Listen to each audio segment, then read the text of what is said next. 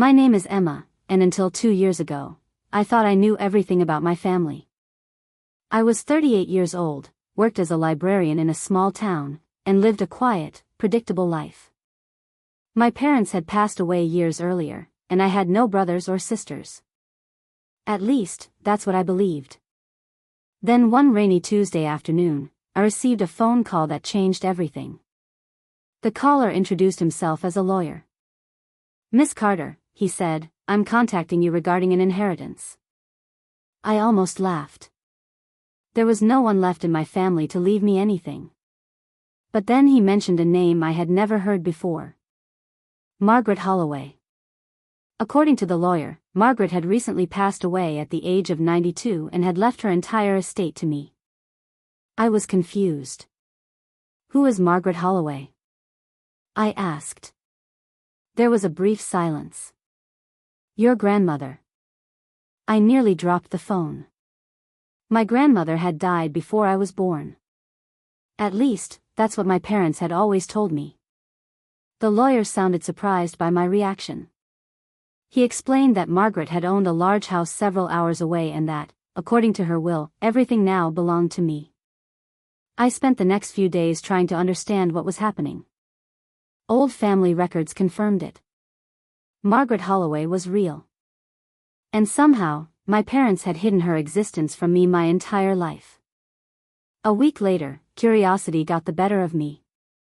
I drove to see the house. The property stood at the end of a long gravel road surrounded by towering oak trees.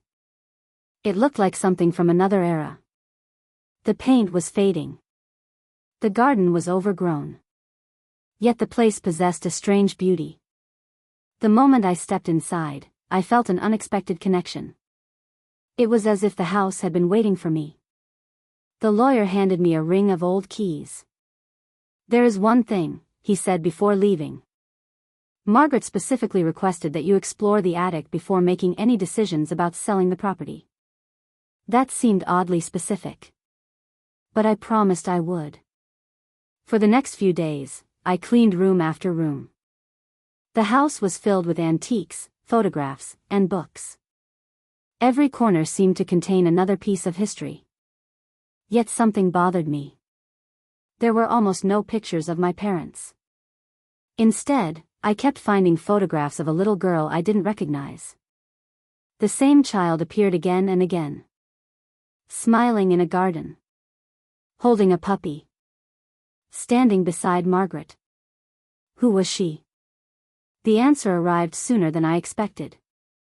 3 days later, I climbed the narrow staircase leading to the attic.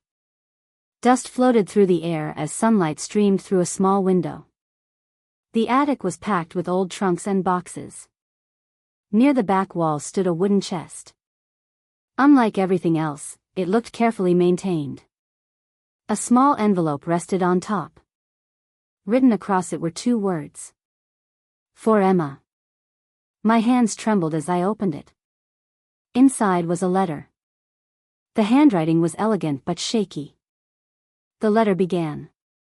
"My dearest Emma, if you are reading this, I am gone, and the truth can finally be told."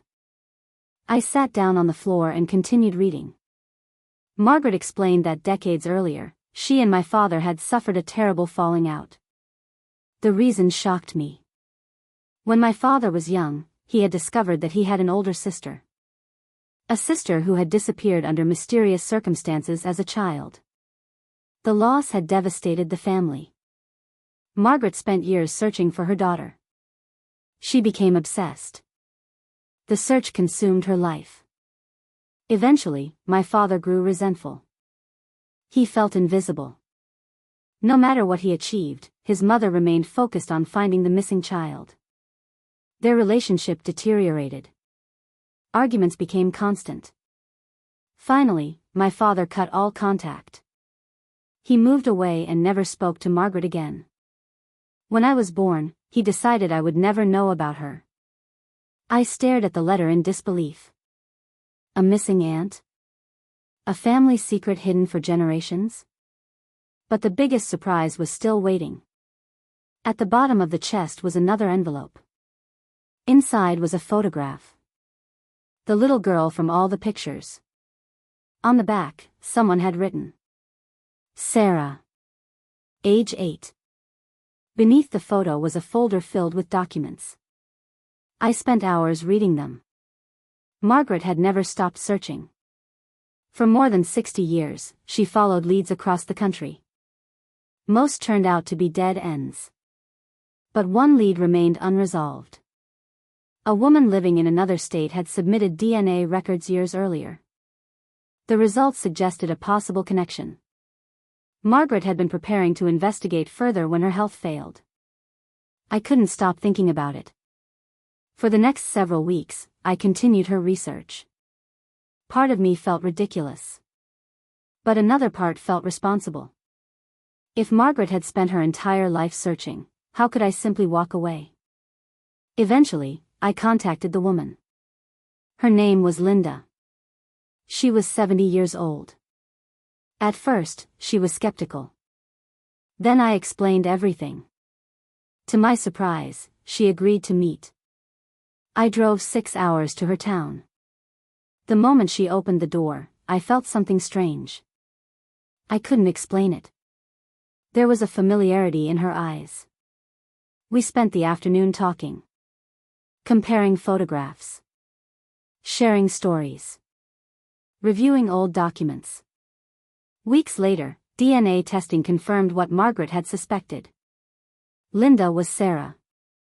My missing great-aunt. For 70 years, she had lived without knowing her true identity. As a child, she had been taken by a woman suffering from severe mental illness. After the woman's death, Sarah entered the foster care system. Records were lost. Names were changed. And the connection disappeared. Until now. The discovery made national headlines. But for me, it wasn't about the publicity. It was about family. For the first time in my life, I felt connected to something larger than myself. Linda and I grew close. She visited the house several times. The first time she stepped inside, tears filled her eyes. She recognized the staircase. The fireplace. Even a carved wooden horse she had played with as a child. Memories long buried slowly returned. One afternoon, we sat together in the garden. The same garden from the old photographs. Linda looked around and smiled. Your grandmother never gave up on me. I shook my head. No. She didn't. Months later, I made a decision. I would not sell the house. Instead, I restored it. Every room. Every photograph. Every piece of family history. The attic became a small museum dedicated to Margaret's search.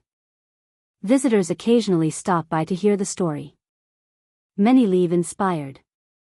Because the story isn't really about a house. Or an inheritance. It's about hope.